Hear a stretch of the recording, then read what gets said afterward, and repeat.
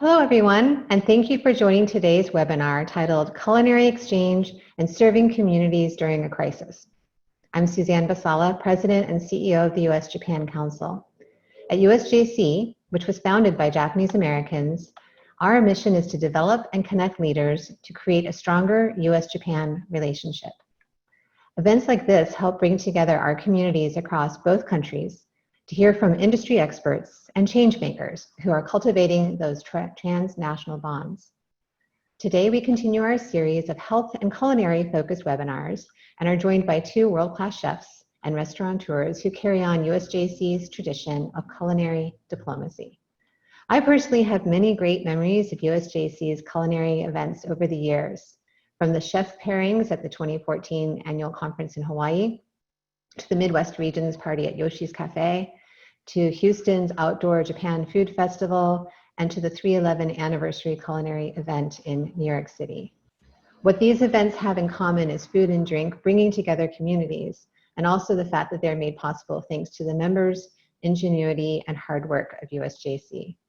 Before turning it over to our moderator, I would like to take this time to thank our sponsors of this series, Gondo Company Incorporated, Itoen North America Incorporated, King's Hawaiian, and Sun Noodle.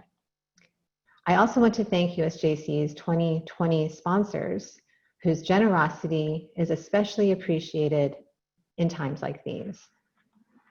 Moderating our discussion today is Nicole Velasco, a USJC member and alumna of the Emerging Leaders Program, ELP, which is one of US-Japan Council's most important signature programs, which identifies, cultivates, and empowers a new generation of Japanese American leaders. And you'll see what I mean when you meet Nicole.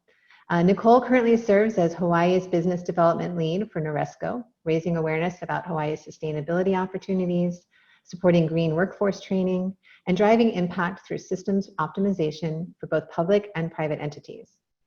Her public speaking engagements focus on leadership development, generational synergy, gender equity, and community building. We're tremendously grateful for her leading the discussion today. Thank you, Nicole. Mahalo, Suzanne. On behalf of the USJC's membership and to everybody tuning in today, we just want to thank you for your leadership and for continuing your commitment to keep our community connected through these really unusual times. Also, want to make sure that people do support our sponsors. They're super awesome. So Gondo Company, if you're in Texas, they've got delicious sushi all throughout the state. I've got my King's Hawaiian cookies, half empty here. Wonderful bakery that all of you know and love as well. We've got Itoen and their recent matcha love line, which has been keeping me fueled throughout this entire pandemic. And then also Sun Noodle, which is what my hurricane kit is mostly comprised of. So I want to thank all of our sponsors. We appreciate you. And we're going to dive in. So if you're in Hawaii, I know it's about lunchtime right now, so eat up. If you're on the continent, I think it's probably pauhana or happy hour time. So bottoms up to you. And if you're in Japan joining us, I think it's breakfast. But you know, I've also seen folks drink sake at breakfast. So you do you. Just thanks so much for making time to join us. Now, if you are on this webinar, chances are you're here for our two panelists who need no introduction, but I am honored to do so. Introducing with us today, Chef Ivan Orkin. If you're like me, you first learned of him through Chef's Table on Netflix, where we were able to learn and hear his story. And you see Gooch holding up his book. Thank you, Gooch. Where we were able to learn about Chef Ivan's adoration and commitment to Japanese culture and cuisine, particularly ramen. And due to his tireless work ethic and efforts, he was able to open Ivan Ramen in Tokyo, which was this massive success that not everyone quite expected because he was a foreigner, but he did it. And then luckily for all of us here stateside, Chef Ivan brought Ivan Ramen to New York City. He does have two books. Good showed you one of them. We do have Ivan Ramen, which you can order online. And then his other book, which is super awesome, is the Gaijin Cookbook, which just ordered it. Yeah, which good. You too can also order these books. They're awesome, and they help to bring Ivan's cuisine to your home, where you can really experience why it is that he's been able to connect Japanese audiences as well as American and Western audiences. Also, we have Chef Mark Noguchi. We were just talking earlier. I don't think I've ever called him Mark, so he is affectionately known as Gooch throughout the state of Hawaii.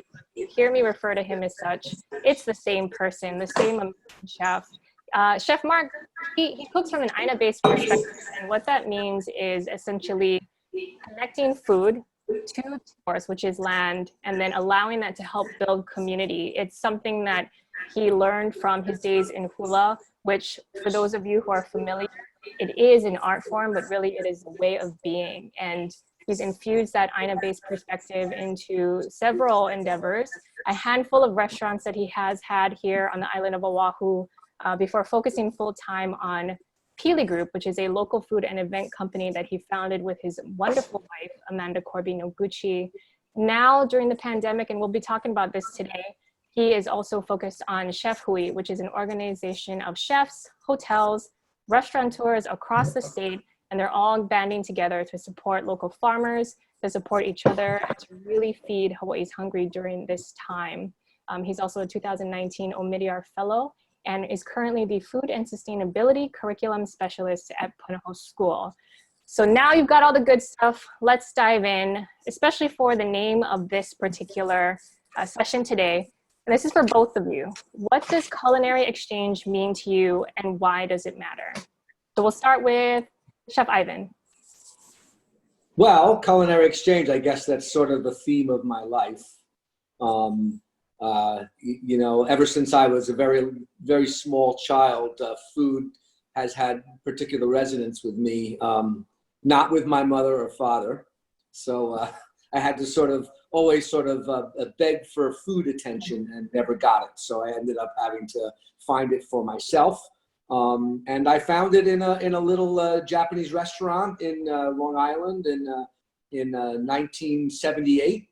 Long before eating Japanese food and sushi was something that every person did around the world.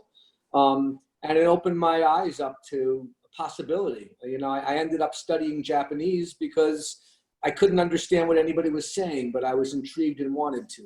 And I found so much love and excitement in the kitchen. And you know, this is when I was 15. I didn't become a chef for 17 years after. But it started this thing in me, and I've been traveling, and you know, if you ever ask me for directions, I always say, you know, turn left at the Burger King, and then right at the French restaurant, and then everything is about food. So I think it ties all of us together because, well, we all eat. Absolutely. And for those who may not have seen your episode, can you remind us of what meal was it that really ignited that interest in Japan? Well, you know, it's my memory. I still, you know, I always like to be humble, and then, you know, maybe it's my memory is that I was 15 years old. It was the first day of work, and I rode my bicycle from the high school to the restaurant, and you know, I parked in the back parking lot and walked in, and I was dizzy with hunger, and I said to the chef, you know, I'm starving. Is there anything to eat? And he just grabbed a rice bowl, filled it full of rice, broke an egg into the bowl, whipped it up with some soy sauce, and poured the raw egg over the rice and sprinkled some aonori on top. And he said, "Here." I suppose I was a polite boy, and I was hungry, so I ate it. And while I was a little put off by the sliminess that, you know, for we Americans, we don't really have slimy things. But Asia does, and Japan does. And I remember thinking it was slimy, but at the same time, was blown away by the kind of oceanic flavor of the aonori and that eggy flavor that I had never had in that pure form before. I think I've always had a pretty good palate, so it was the first time I really sort of noticed all these flavors, and I was hooked pretty much. Yep, and the rest is history, and now we all get to enjoy that lifelong journey for culinary exchange. Chef Gooch, what about you? Yeah, I think that's Ivan, you said pretty much everything there is, you know, regarding that subject matter. I completely agree with Ivan. It's like food brings us together. Is everyone here, you know, we all, I'm sure all of us here, you know, wanted to live went through it and his thoughts on the subject matter. But really, like, guys, food brought us all together, right? We're here because of food. We're not here because of a tax audit or a small business loan. You know, we're here to talk and share food. For myself, a very vivid memory for myself to this day is when you grow up in Hawaii, you kind of you assume that everyone that, you know, Hawaii loves food the way it is and we love it the best. You'll find out during this webinar I'm very geocentric. I think Hawaii is the best place on earth, second to New York. Nah. But you know, going to baby showers and weddings, you're surrounded by all this food, and the way that people come out with food and they bring it out. And quite often at weddings, when the wedding is done, they don't necessarily talk about how beautiful the bride looked or how the bride and groom look like they're going to be made for each other forever. You talk about how good the food was. So if the food sucks, you're in trouble because nobody will let you forget it. And when I got to travel through hula, you know, that took me all around the world. And I started to realize the way that people would come out and they would want to feed you. And whether we were like in deep Alaska or in the middle of the desert in Arizona, I remember this Hawaiian family that came out with enough food to feed like all 30 of us, plus, you know, everyone else that came along. So it must have been a party for about 60. And there was like lau lau, which is it's a traditional Hawaiian dish of like meat and fish that's wrapped in taro leaves, tea leaves, and then you either steam it or you throw it in an underground oven, which we call an imu. And then there was like poi. So there's all this Hawaiian food. And they're like, oh, we've had this in our freezer for 6 months. You know, we knew you guys were coming. We drove 14 hours to watch you guys dance. And I was like, wow. So that was the beginning, I think, for myself of realizing how important food is to us, right? And how innately we're connected. And so that is my thoughts on that subject matter. So it sounds like there's also part of the inspiration and the passion that you've had to even become a cook, and then now both really amazing chefs. Has that passion or any of those inspirations, what were they way back when? And then what are they today? Are they the same or have they changed? Chef Ivan? Well, I mean, I am old, so a lot of things have happened. You know, I still, you know, I have a 24-year-old, a 20-year-old, and an 11-year-old. And the older boys are trying to figure out what they want to do. And I often find myself telling them just, you know, something my father used to say, you know, if you find out something that you love to do, you'll never work a day in your life. And I'm always pinching myself at how much I enjoy what I do and how I never think about how hard I work. You know, it just never, it never weighs on me. And I think, to go back to what Gooch is saying, it's like you think about how warm people are when they eat and when they serve you and when they share food together. And I think obviously, you know, after 30 years of cooking professionally, I've certainly learned a lot. I've been home for 3 months with this pandemic, and I've been pleased to see just how comfortable I am in the kitchen without any sort of outside pressure, work. You know, I'm just sort of, I've always been sort of the housewife anyway, but you know, I find that I've, you know, noticed just how much I've enjoyed cooking and how people have been asking me what I've been cooking. And I realized that, you know, I've been looking online and people are doing these extravagant dishes. And I've found that my cooking has simplified. And I've, you know, my knives are sharp. I have some really good pans. And I watch how I do all the little techniques that make food come out right without having to worry about, you know, making it extra fancy or anything, just things done right. And so in a way, that's my evolution as a cook, is appreciating the craft of cooking and really just enjoying the purity of it. And that when you travel and you meet other people, you know, real cooks share that respect for purity.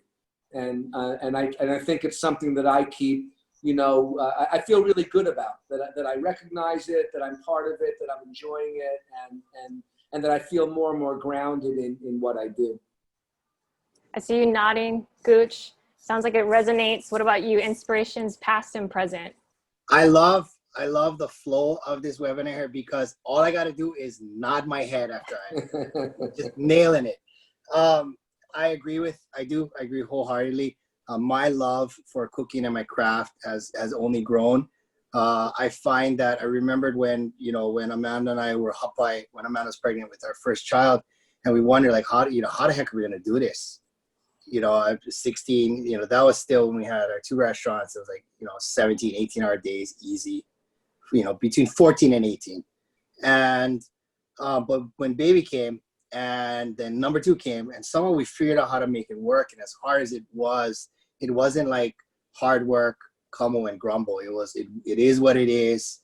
And I loved it. And I think becoming a father and also, Ivan, for myself, I don't know what it was like for you, but for my first restaurant at Haiti up here, it's your first restaurant. And so I dare to say that there's a lot of, pride and ego that goes behind it, and you feel that so much is riding on this restaurant. And hindsight in 2020, it isn't that much, it's a restaurant and you are who you are. And as a cook, I will always continue to be a cook. So what I think is that as I've gotten older, I've learned to get over myself and remember that at the end of the day, it's just cooking, Well, and just, I'll tell you what my Japanese wife says to me. She's like, come home and I say, hey, I had this webinar and my friend Gooch, he said I'm really amazing. And she'll look at me and she'll go, and you believed him? yeah. Then get back to work. Get off your high horse. Stop like believing all these stories and just put your head down and stop. So it's nice to have a Japanese wife. When I told, I got a beautiful wife from the Midwest, and when I told her I was on a webinar with you, she was like, okay. She's like, is that the book that it's been on the table for a month and you haven't put away? I'm like, yeah, all right, thanks. Right on, man. So actually, let's touch on that, right? Because everyone knows you as these 2 really amazing chefs, but let's talk about family life. Like, what role does food play in your family? How has your craft, obviously you're nourishing not only your businesses, but you're also nourishing your family. And Chef Ivan, you want to touch on that a little bit?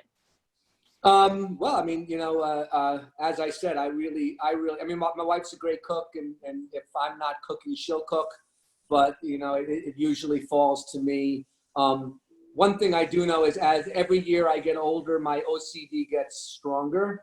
So I obsessively clean and I obsessively organize. I have a whole system where I go to the store, I buy everything, I come home, I vacuum seal things and freeze them, label them. I boil vegetables and roast things, and I put them in containers and I label them with blue tape and a magic marker. And I organize my kitchen at home the way I do a restaurant kitchen. And we eat really well here. We really, I think eating, when I was a boy, my dad worked long hours and he didn't get home until 7 at night. And we ate dinner together always, 5, 6 nights a week, no matter what. And I really agreed with that. And we try to sit down together and, my kids, their favorite dinner is what they call the tequito dinner, which is sort of the loosey-goosey dinner where they can just grab a bowl of something and sit in front of the TV, which I always everyone. Apparently, that's their favorite dinner. I could be serving dog food from a can. If it's tequito in front of the TV, it's the best dinner ever, Dad. So tonight was tequito. I made. I'm doing this webinar at our dining room table, so I banished everybody from the first floor. But I made a giant pot of curry rice at the behest of my eldest, and so everybody was thrilled, and they got to eat it in front of the TV upstairs. So turns out I'm a hero. Sounds good. Gooch. I think this is one instance where I think we're gonna diverge a bit. Growing up, I remember my father was building his company. And mom was, the food prep fell into mom a lot. And we didn't grow up, sitting down together as much. In our family, we try harder. We definitely put a lot more effort into that. And people often ask us with our schedules, like, oh, do you guys do like a meal plan? Do you guys plan out the week? And we're like, yeah, no. And it starts off where Sundays we usually all cook together. It's a lot more involved. And then, often that's when we have friends over. Monday through Fridays is a lot more loose. A lot of the times Amanda will get home first, so she'll start dinner, or we'll give a quick phone call on thoughts on dinner. But we try real hard to do the double and the triple dip method, where you cook something on Monday, and then you repurpose it into something else on Tuesday, and maybe if you get lucky, you repurpose it one more time on Wednesday. And that's sort of, that's how we sort of run our food at home. But our girls are a part of it. For those that have seen our daughters kind of grow up with us, our daughters are in the kitchen with us all the time. Since they were babies, yes, we warned them that knives are sharp, but the moment that they had some dexterity and their skill, I put my knife in their hands and kind of showed them, and just let them cut one thing. You guide them, you let them cut one thing, they get distracted, walk away, but just let them know that things in the kitchen, while they can be dangerous and they can hurt you and they're sharp, that there's nothing to be afraid of. Yeah, and Awesome. both of you raising amazing families. And I think what's really coming through is a commitment to authenticity. And so I want to shift just a little bit. Chef Ivan, obviously one of the things that you did was be gaijin and find massive success, obviously in Tokyo at Ivan Ramen. And that authenticity seems to really play a role. Can you talk a little bit about that authenticity? What does it mean for Ivan Ramen and you? Wow. I mean, we both know that the word authenticity is a double-edged sword, that I stay very far away from that word. To me, I'm very authentic. I decided to open a ramen shop in Tokyo. I was paying taxes in Tokyo. I had to take the garbage out for the Gomi Toban every night. And I had to do all the stuff that people living in Japan do. And I spoke the language, and I did everything the right way. So to me, some of the naysayers, I was like, I don't know. What do you want from me? I don't know. I mean, I'm a guy. I live somewhere, and I opened a business, and that's all I know. And I think I have some funny little rules about ramen and authenticity. In Japan, the use of Southeast Asian ingredients is not that common. So I don't use lemongrass and kaffir lime and things like that, but mostly because it's usually not found in ramen, and I just I try to keep Japanese ingredients more in there. But in my opinion, cooking is very personal. And I think that chefs' job is to cook from their heart and from their own palate and their own opinions. And then their job is to sell it. That's my job. I'm a salesman. I make something delicious that I love. And then I say, hey, man, why don't you buy this and taste it? And it's my job to convince people to like my food and to try it. If it's not popular and it never takes off, the both of us have restaurants, right? I mean, some dishes never really make it. It's really disappointing. You can't understand why people are so stupid, but you take it off the menu because it never sold. But we really are just salespeople. And I mean, listen. At the end of the day, I suppose there are people who are not authentic because they cook, a certain cuisine, but they don't know anything about it, and they have no respect for it, and they don't care about it, and they're maybe even disrespectful about it. And maybe that's that dangerous political slippery slope thing about authenticity. For me, I cook ramen because I love Japan. I happen to have been in Tokyo, living there when I needed a job, and I was in love with ramen, so I decided to open a ramen shop. There were no other meanings behind it. But Japan, making a ramen shop is really just about how much I love Japan and my expression of that passion.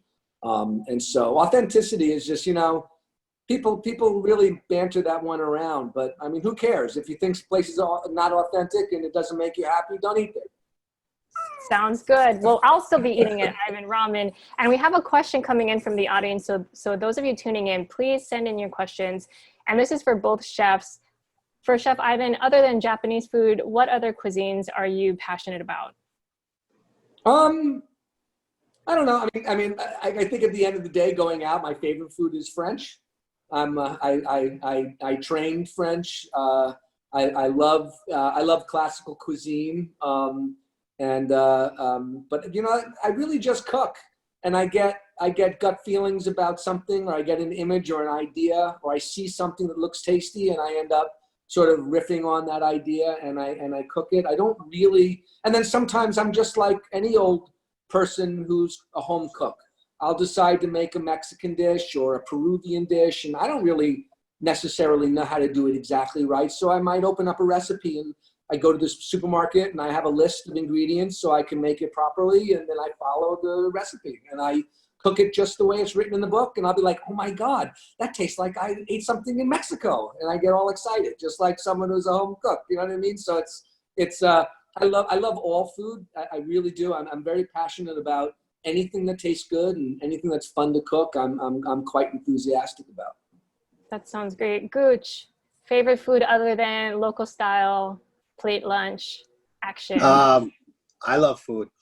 You know, I think that I don't have like a particular cuisine that I draw myself towards.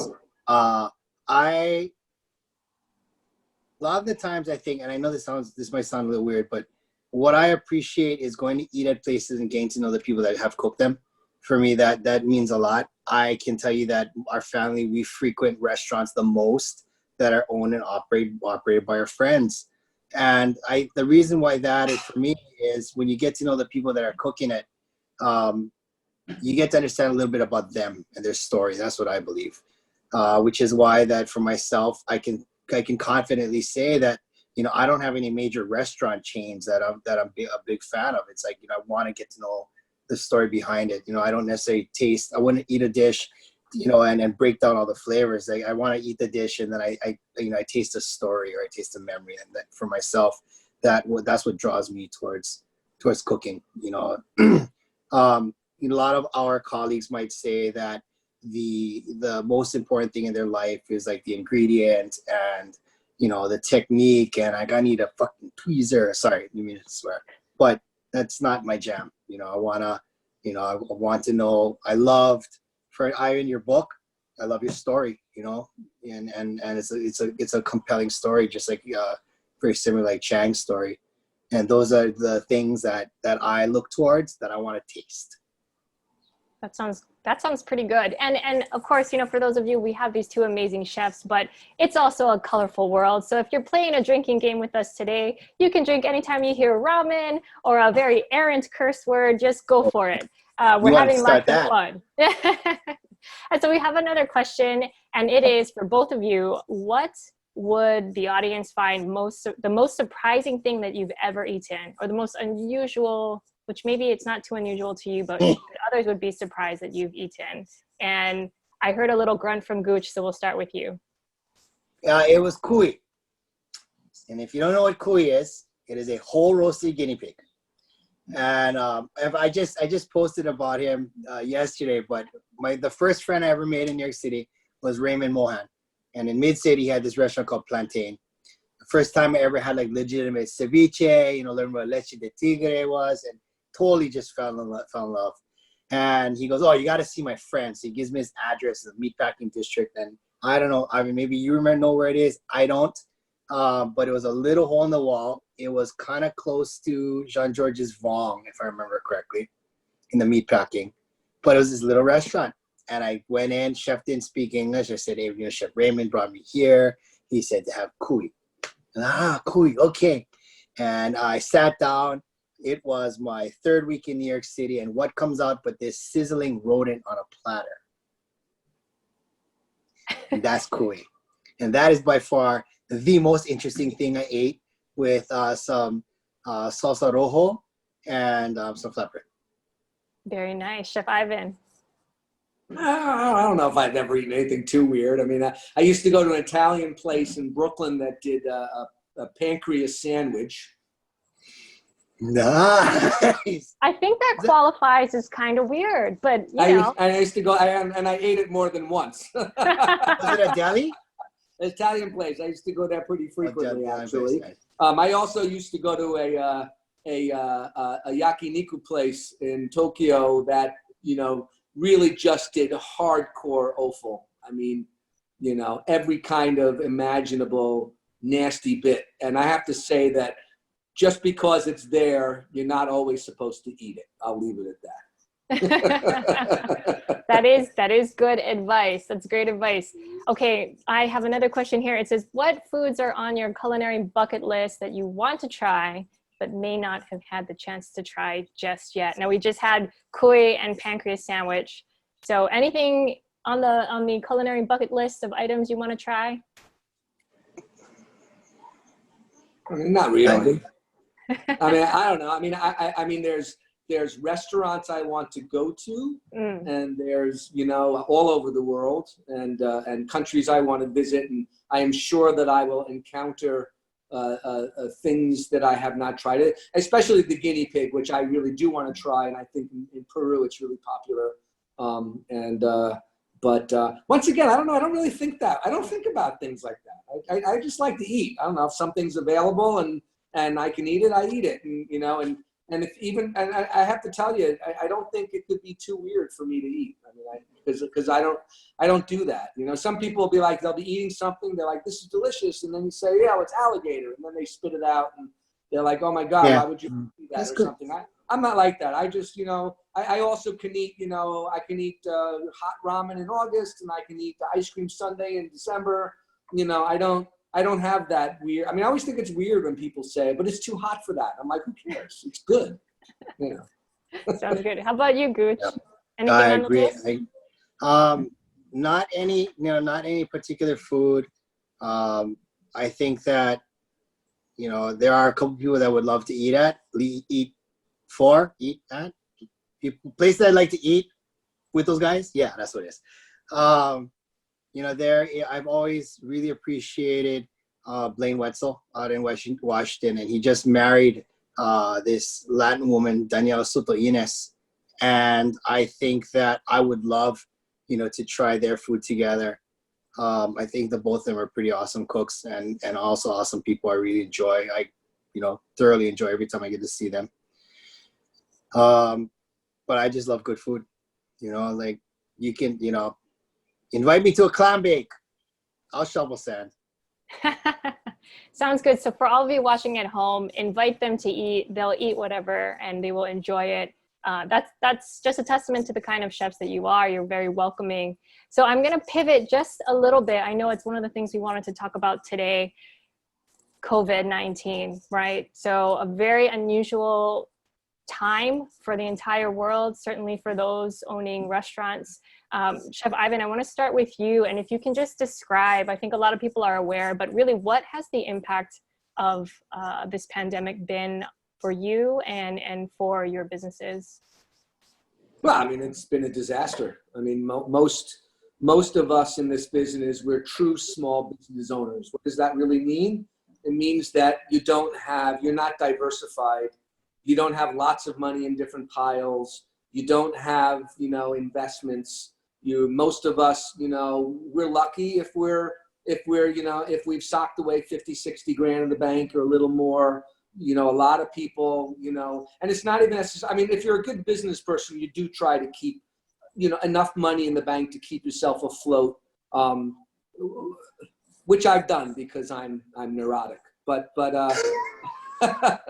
but you know, but I can't necessarily condemn someone in my business for not keeping the money built up, because it's a very difficult business. It's very seasonal. It's on a daily basis. Your numbers change.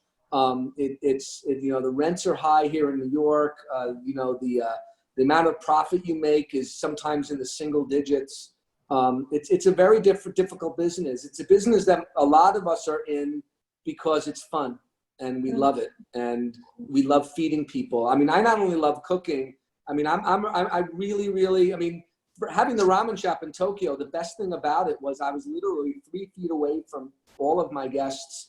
There was only 10 of them at one time, and it was one of the most intimate experiences I've ever had. And it changed my life as a cook, because I was able to just feel so connected to the people I was feeding. And I may have only been serving, you know, noodles, and right, I wasn't doing some complex cooking, and it wasn't fancy, but to be able to look into someone's eyes and see when they're happy or even see when they're not happy. It was fascinating to see someone who's disappointed and be able to very quickly ask them why and ask them how I could fix it. Sometimes, every once in a while, it was, well, because you're an American and I hate you. But that didn't happen that often. A lot of times it would be something very simple that I could fix. And so it was really enjoyable. So anyway, it's been a very difficult time because our business model is upended now. And even, so all of a sudden now we're doing delivery, which is a horror show because the way, 30 years ago, 40 years ago, delivery, you'd call the restaurant directly, you'd grab your dishwasher, he'd jump in his car or on his bike and he'd bring the food and you'd make all the money. Now, all these big companies take anywhere from 15 to 40% of the money off the top. And seeing that we only usually make 10%, you can do the math. So it's, so most of us are not making money. We're keeping our employees employed, which is very, very important. And we're keeping our doors open, which allows us to not feel like failures and to keep people aware of what we're doing and to keep the place clean and keep mold away and keep everything bright and shiny the way it's supposed to be in a restaurant. But there's no way to make money. And here in New York, but I think in Hawaii as well, the rent's really high. And so, if you have a business model to pay a certain amount of rent and a certain amount of fixed expenses, and then all of a sudden you can only feed a couple of tables outside or just delivery, how do you do that? How do you fix it? So it's been very challenging to try to, reconcile this new model. We've been doing okay, and we're trying to keep our spirits up, and I believe this is a waiting game. So my goal is to try to break even for the next year and hopefully be around for when people can start spending money the way they used to and be part of it. And I'm blessed with a lot of really wonderful guests who have been ordering food from us and coming in to say hi and getting takeout. So, I'm a glass half full guy. So I tend to try to make lemonade out of lemons. So that's what I'm doing, but it's pretty bleak. Yeah, so I'm really hearing, this concept, right? Like we think of chefs, they're in the kitchens, but chef is leader, and really having to draw on these leadership concepts of strategy, planning, team building. You're keeping your entire team employed. That's huge at this time, and what it takes to be able to figure that all out as the leader of your restaurants. I'm also hearing very much this idea of community building. And so Gooch, I know for you folks, and I think we have some photos we can pull up of some of the ways that you folks have adjusted to support and do some community building. Can you walk us through these photos? What they're from? Yeah, sure. For everyone tuning in I have a disclaimer. When about 2.5 years ago, our mother, my brother and I, in fact, I'm real stoked my brother is on today's webinar, but our mother got sick, critically so, and that started this discussion on what is the future for us. At that time, they had kind of given her like 8 weeks. We had our 3 restaurants going, our catering department, and it was hard, and I was getting very bitter because in my head I wasn't going to see my mother. Is what I had come to at that time. And then Amanda and I threw out the what if we closed all of our restaurants, focused on catering, and made that at the time for now. And so we did, and everyone was kind of tripping out. They thought we were just like tired of the work or what have you, but I was actually tired of being bitter at everybody around me, because even though none of that was their fault, I just didn't know how to process things. So today with Pili Group and Chef Hui, because we don't have restaurants, we were able to do what I'm about to talk about right now. So my disclaimer is that there's a certain amount of distance that I have now because I don't have restaurants. So while I completely agree with everything that Ivan says, and I also have seen more than my share of adult friends cry because they thought they were going to make it another week, I also know that I am not completely in that boat anymore, right? Because I'm doing something a little bit different. if I had had my restaurants, I don't think we would have been able to do what we're just about to talk about. So I just wanted to, throw that out, and so people have an understanding of why we're able to do what we do.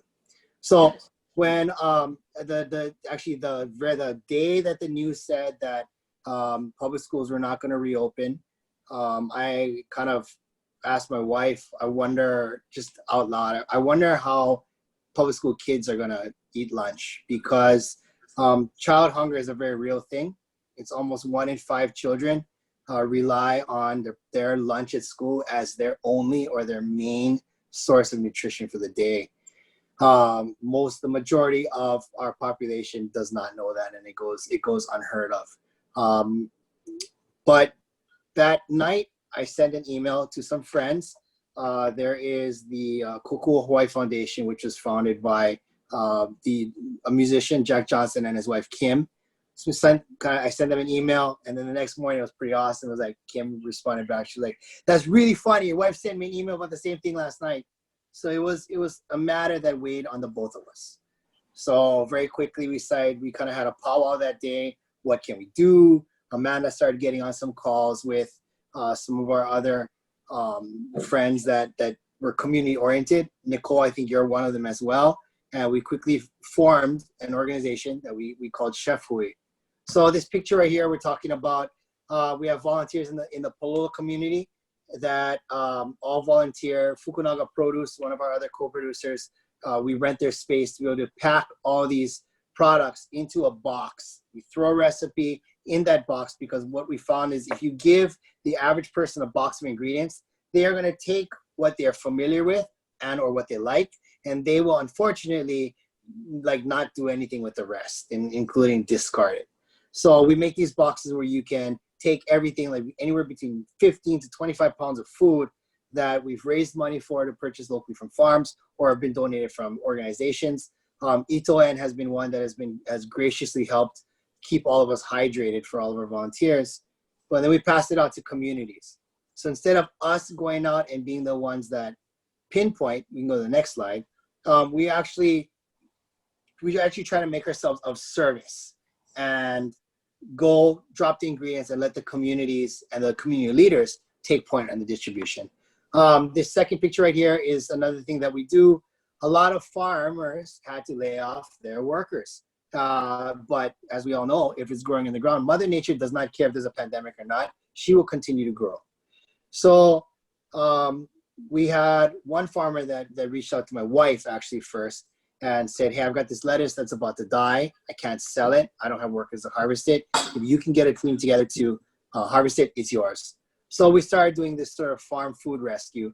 These volunteers, that gentleman in the back with the black mask on is Peter Dames. He's the VP of Surfco Hawaii. He's actually also on this webinar. Hi, Peter. And he brought his team out to harvest lettuce and help us as well. He's definitely a regular on our volunteer team. The next slide. And we got 2 more slides. We're doing. So this is Chef Andrew Lay. And we're just talking tomatoes right now. He was asking, it's really cool. Ivan, you can attest to our colleagues. Everyone might be at the bottom of the barrel. Everyone is scraping by on pennies, and yet chefs still want to give. So this is Andrew. We just went to Whole Farms with about another 20 people, helped harvest about 120 pounds of these cherry tomatoes. And Andrew's asking how he can send his staff to help. So we were actually having it was a very kind of an emotional moment. I don't know who took it, but right on, good call. Last picture. And so last slide, this is us. Hands make it work, and like I said earlier, food brings people together. This was one of the city and county food drives that was, this is one of the better organized ones. There was enough space for cars to line up. And I believe the food drive started at 9 and cars were lined up by 6.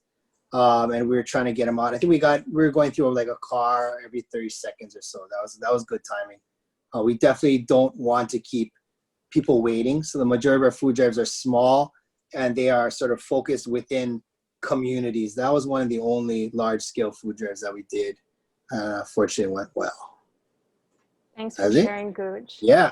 So it looks like, Mitch, I know one of your questions was about how do we use food to engage community. I hope that helped to answer that question. And we're gonna move to a few more Q&A, but Chef Ivan, what you really you painted the picture of just the impact that this is having on restaurants globally, but definitely in New York City as well. What's the pivot for you, or what kind of happens after, if there is an after, but what comes next for you?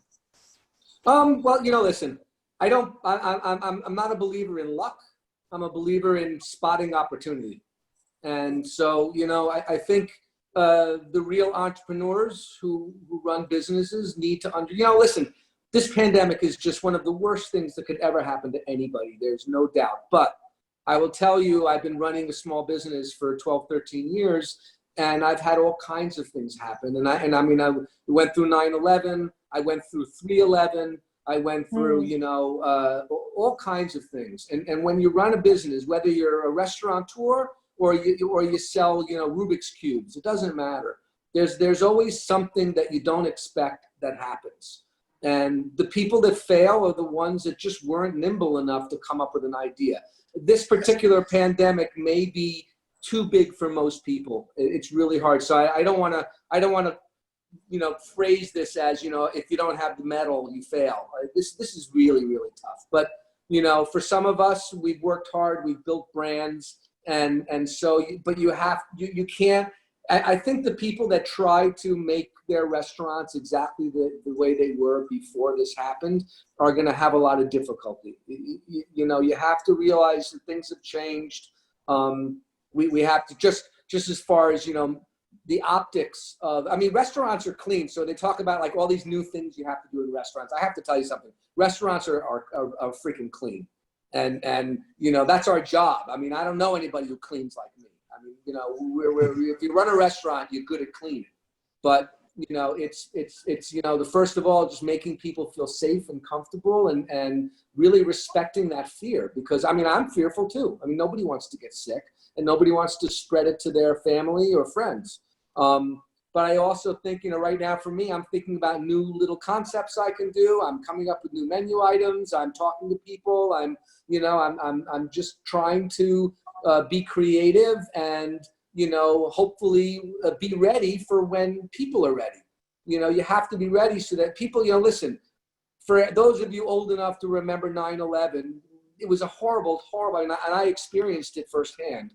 And it just felt like the world was crumbling. And New York was a terrible place to be. And there was palpable sadness everywhere. And it didn't feel like it would ever go away. And now, now you can't take an airplane without having to take off your shoes. That didn't exist before. You can't go into an office building without having a legal ID. That's new. There's all these new things. So there will be new things. But, we have to try to stay optimistic. We have to work with our vendors and our landlords and our customers and get everybody to try to work together. I think the one thing that's happening that I'm a little bit happy about is that there has been a disruption, from the protests to this whole notion that we're all in this together. And a lot of people think that, the restaurateurs, who cares, or, they got themselves into their own mess or whatever people might be thinking. But, if there's no small business, the world will change a lot. Listen, I like to go to the Gap and, my kids like McDonald's, and it's all real stuff. You can't say it's not legit. It's legitimate. But, if there's not guys like Gooch, and there's not guys like me who think about our neighbors and our community and try, because what we really want to do, and I'll speak for Gooch if he doesn't mind, I think what we want to try to do is bring something special. Because, any yokel can make a bowl of ramen or a burger or something.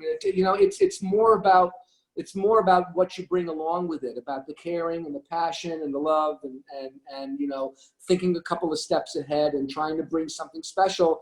For me, if I had a sign on my door when you leave, it would say, to me, every guest, my goal is every guest leaves happier than when they came in. That's my personal goal as a restaurateur. because, and it's a reason why restaurants are so hard to run, because, you know, people come to restaurants with an enormous amount of baggage. You know, there's divorces, there's illnesses, there's setbacks, there's furloughs, there's all kinds of things. And people come to restaurants to feel safe and coddled. And I humbly accepted that role a long time ago. And I really cherish that role, because to me, someone saying to me, "Hey, Ivan, man, for an hour, would you just please help me forget about all the crap that's going on in my life right now?" And I love that. And I take on that role wholeheartedly, and I try really hard. And I think the role of us restaurateurs is going to be more important than ever before, because, you know, there's been so many hardships. If there's any way for us to help people to feel just a little bit better. I mean, it's not altruism. You got to pay me when you leave, but you know, it's all about creating a great vibe for people so that they can relax. And that's what I work really hard on. It's a really hard job, because you have to get people trust you enough to let their guard down. That's what makes a great restaurateur, not the food. And so you're really touching on this concept of chef as community builder, and with that being the service, right? To be that safe haven, the hearth in which someone can nourish their body, mind, and soul. One of the questions we have is, what is the best way to support local restaurants at this time? Is there anything else other than ordering takeout, or where and when possible, doing a sit-in meal? Anything folks can do on their own? I think, Ivan, if I can jump in, I think that besides just going there as communities, wherever we are, whether in Hawaii, New York, LA, Chicago, wherever you are, talk about it. Talk about your meal. You know, I mean, we're all stuck on social media, yet to this day, the coconut wireless is still the greatest way to get word out there. It's the most, you know, to sit down and to look someone else in the eye, and it's like, did you guys go to Ivan Ramen yesterday? No. Did you know they reopened back up? I didn't know it. It was unreal. Talk about it. Talk about each other. You know, like share that common bond. You know, and I think that's a real powerful tool. Talking about it. So, right, one thing to say, like, how can people support? You know, you can only ask for so much donations. You can only ask for so many world's biggest tip jars, or all those movements are great. But like Ivan said, we're in it for the long haul, right? It is a waiting game. So the best way, right, is we are not, I genuinely believe that what is not going to support our restaurants in our respective areas where we live, what's not going to sustain it is, you know, necessarily new incoming guests or from out of state, because obviously that's not happening. It has nothing to do with any kind of award that you get. It is us as a community believing in these restaurants. It's the way that you see, Ivan, the way that how you see guests that'll just come by to say hi, stick their head in the back kitchen. You know, I was just stopping by, I'll see you later. Or, you know, when you go to like Mud and Water and you see people bring avocados and tangerines to, you know, Ed and Dave, it's like, that is because the community is invested in you. And if you have community investiture, you're on a good path. Sounds good. And for those who don't know, Coconut Wireless was really Hawaii's social media before we had social media. It just means we talk story a lot, and a lot of information can be shared very quickly, good and bad, through Coconut Wireless. So that was a good reference there. A couple more questions that we have from the audience. Both of you have embraced Japanese style cuisine in your cooking. What is something you want to share with people in Japan about your style of cooking, whether it's American style or local style, that they may not know? So anything else you're looking for to share with maybe a Japanese audience specifically? I don't know. You know, I mean, I definitely cut. I mean, it's funny because I just wrote a cookbook. You know, you showed it, the Gaijin cookbook, and it's funny because it's really almost like one of those journals that they used to write 50, 60 years ago, like a community journal of recipes. It's most of it, not the whole book, but a majority of the book are the recipes of the dishes that I've cooked for my children for the last, 25 years. And I told my kids, I said, you keep this, because you now have this scrapbook of all the food you love and all the food I cooked for you growing up. And so, but you know, I've given the book to a lot of friends in Japan, and they all say, what an interesting take on things. And once again, when someone say, you know, Ivan ramen, sort of gaijin ramen, I'll be like, really? I don't know. I don't like make ramen. I don't know. I don't know if it's gaijin ramen. And, you know, but I cook all these, you know, I mean, like I said, I made curry rice for dinner, not because I had a webinar to the USJC. I just made curry rice because I said to my kids, you know, what do you want? And they all said, curry rice, you know, and I still use the cubes just like I always have. And, you know, and I made it in 20 minutes and I don't know. And I still use CookPad. So, you know, I don't know that I suppose if someone leafs through the book, they might say, oh boy, you know, this is a bit of a different take. But, you know, once again, to me, most of what I cook is pretty Japanese. So, but what I know. But folks can just have fun with it. And again, you can order this book, which I know yours is on the way. It's a wonderful addition for any home cook to enjoy. I know we're getting down to the end, so I'm going to close with just one final question for both of you. And the last question is, if you could have a meal with anyone past or present, who would it be and what would the meal shared be? Wow. I don't know. I suppose I would eat with Jerry Garcia. Ooh. Wait, just eat? What? That's a different webinar. Yes. We might do something else, but after that, Jerry Garcia, the lead guitarist of the Grateful Dead, who unfortunately passed in 1995. But he's one of my heroes. I could make a list of 100 heroes, but he's one of my heroes. And gosh, I don't know what he liked to eat. I mean, maybe once again, I would take him to one of the, you know, I love fine dining. I mean, like it's my, and I've like in the last few years, there's been all these articles written sort of kind of dressing down it, and you know, people saying it's too much or it's overdone or it's elitist or whatever. Well, you know what? I don't care.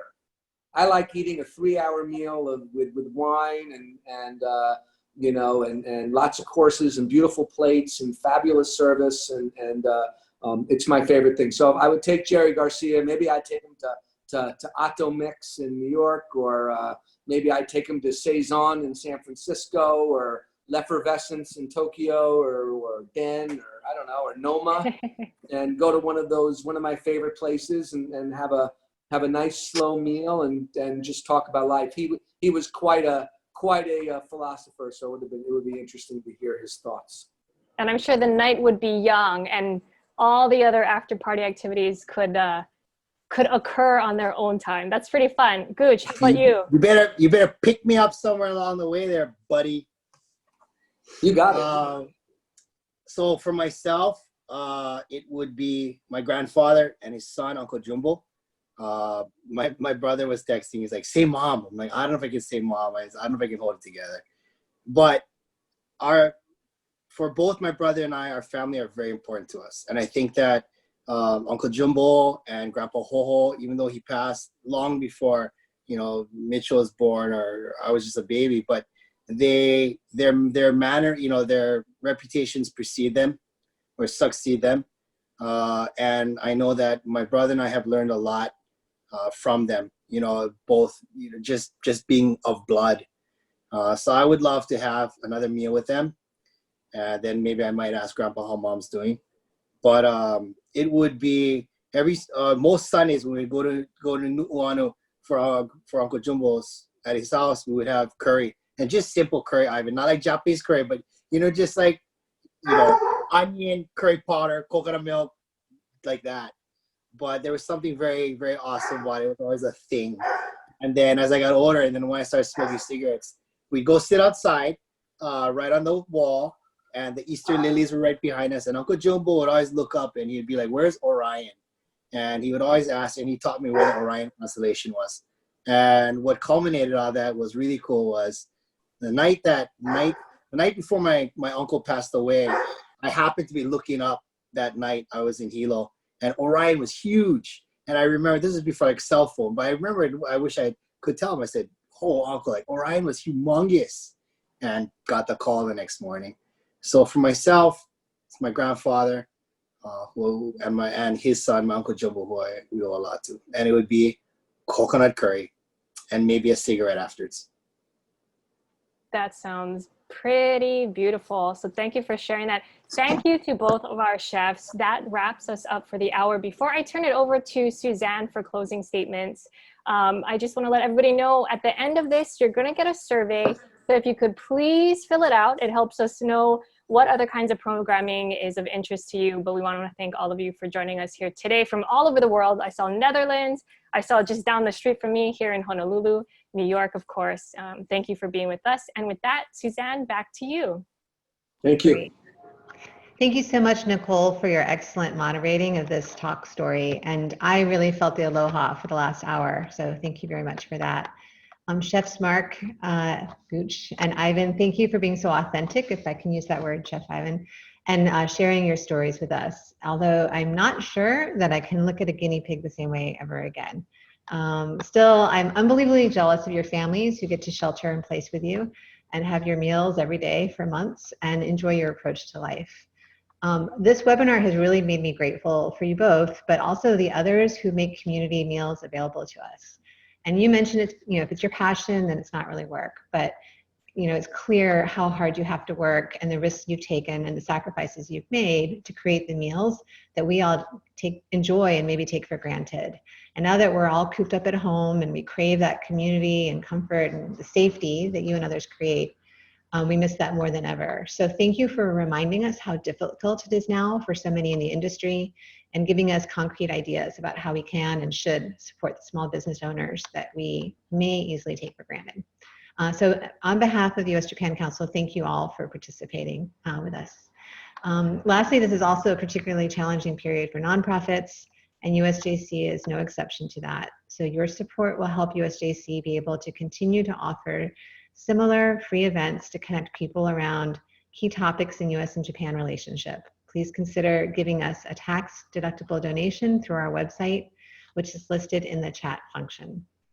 Thank you, everyone, and we hope you will join us again for our future programming. Good night.